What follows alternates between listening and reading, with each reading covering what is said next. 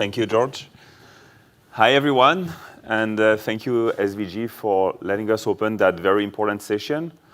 2026 is probably going to be the biggest football year in history so far. I mean, more teams, more countries involved. I mean, we've seen like an explosion in terms of content.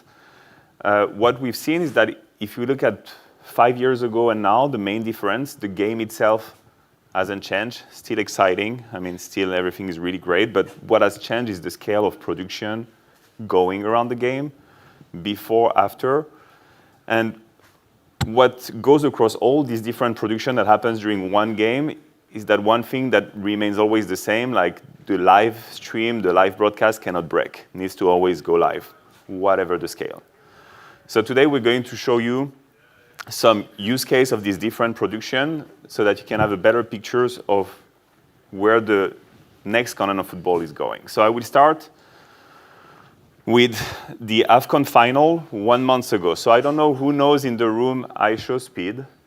IShowSpeed is like the #1 content creator today on what we call IRL streaming, which is in real life. And during his Africa tour at the beginning of the year, he was in the stadium during the AFCON Final, and with just a backpack, streaming uninterrupted during it was a 9-hour stream.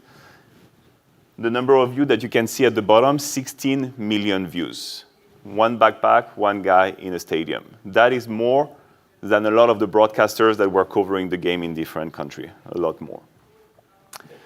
That's a content creator, so you find live streaming to YouTube and Twitch. But what we are seeing as an evolution is also that athletes are also doing the same. They are moving to IRL streaming and creating a lot more content. So we cannot disclose yet all the projects that are being worked in the background on the World Cup.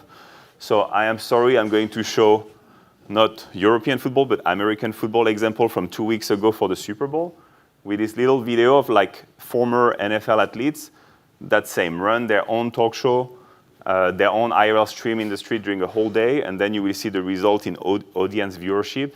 It's insane, mind-blowing. So this is a 1-minute video to show you the example. Welcome to this episode of Debo and Joe. Look here, man, we live from Radio Row here, Super Bowl 60. Yes, thank you guys for joining us for another episode of Nightcap Radio Row. You don't see the soccer jersey, though. Action-packed day. We're here supporting the Shay Media Group during Super Bowl week. Yeah, we're live here at Radio Row, man. It's crazy out here. We got 3 cameras going right now, 3 backpacks. We have a dual backpack that can do multiple cameras as well. Tonight for the theater, we're doing 4 cameras, so it's just nice to have options, use a producer to switch through all the cameras and keep rotating to get all the best shots. Chat, what's good? We're live, walking the streets of San Francisco. What's up, boy? I'd never really had access to the TVU thing. So many things that are untapped that I really want to do. I enjoy the space. I'm glad to be a part of it. Right now, we're in our live streaming era, and it's all about getting everything as fast as we can to the audience. Going on in 5, we got all the cameras running, ready to go. Shout out to TVU. Thank you, guys. We'll have a great night tonight.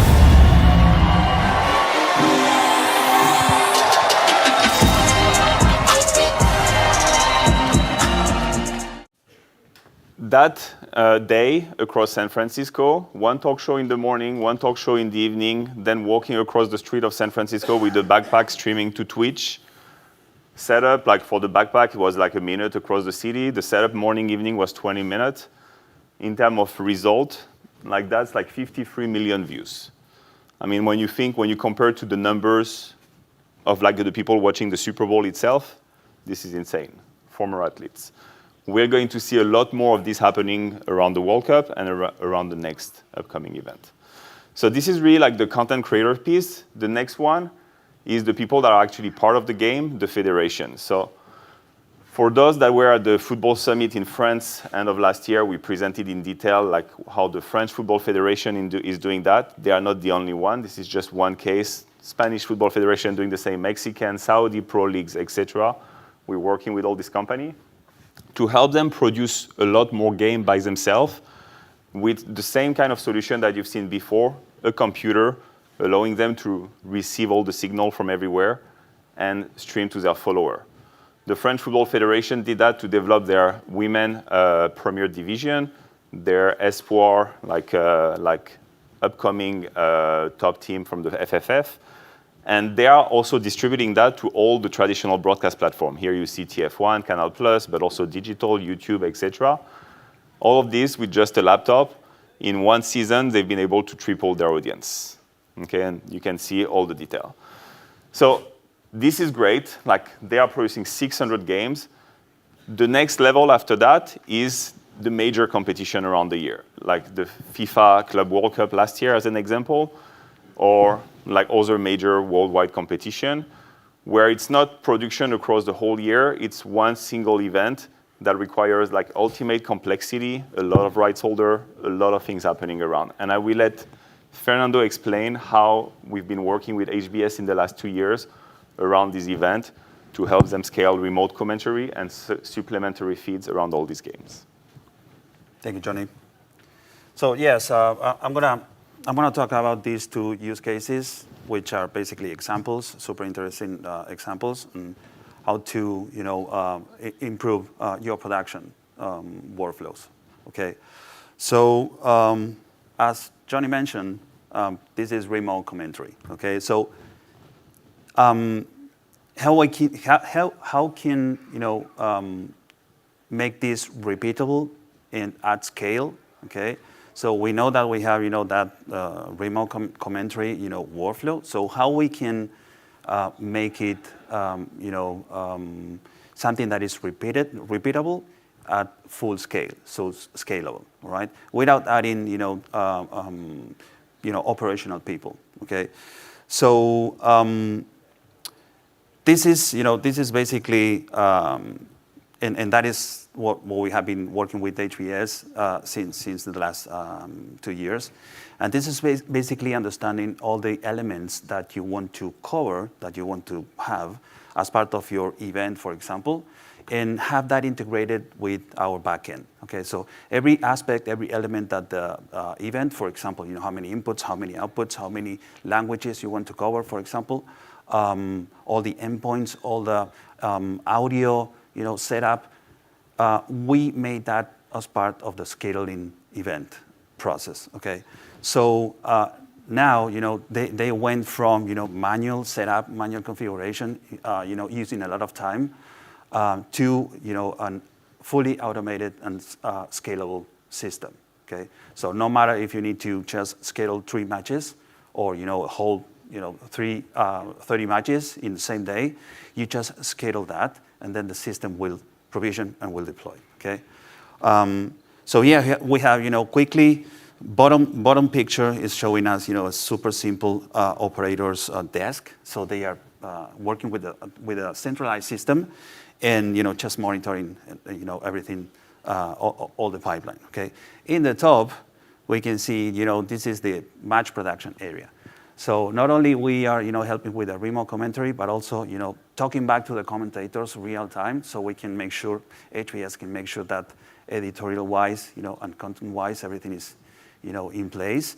So that is also being part of the system. Okay, so again they triggers, and then TVU deploys. Okay, so this is the way, this is how we help in this case to have remote commentary fully scalable and in an automated way. Okay, without adding people. You can see here some examples of the remote commentary setup, and then how the audio engineer is just monitoring multiple matches at the same time. Okay. Just to finish, the second example, this is really interesting, and this is about creating more content around the main events. Okay, so some numbers. This is, by the way, the Club World Cup. Some numbers are 32 teams, 32 backpacks, right? A lot of supplementary feeds across 12 stadiums, right, during the whole tournament. Okay, so the key element where we helped out with here is you have all the 32 teams' content live being contributed to the system. Okay, and we are making those sources, those feeds, available to all the destinations. You don't need to have an operational team routing the feeds. So we are making that available real time to all the destinations at the same time. Okay? So it's a destination site who can decide real time what is the feed that they need, what is the feed that they are interested in. Okay? Going back to you, Johnny. Thanks. So just to finish, like what you've seen from the beginning, from creators, athletes, federation to host broadcasters, like you've seen really different scale, but the one thing that remained the same is that they all operate on the same TVU platform. And that's to say, whether it's a single person just doing live stream in a stadium to like the biggest competitions in the world, is the capability to scale up and down and to just ensure that no matter the scales, no matter the pressure, like the connection won't break and will happen. And I will leave you with that question then, and the rest of the presentation is like, now that all these people are using similar technology, how, as federations, as host broadcasters, do you connect all these pieces together to expand your outreach and to like produce a lot more content and like George was saying before, like to engage a lot more with your fan, like one-to-one, okay? So thank you very much and looking forward to all the upcoming presentation today. There is a very exciting agenda and looking forward to the World Cup this summer as well.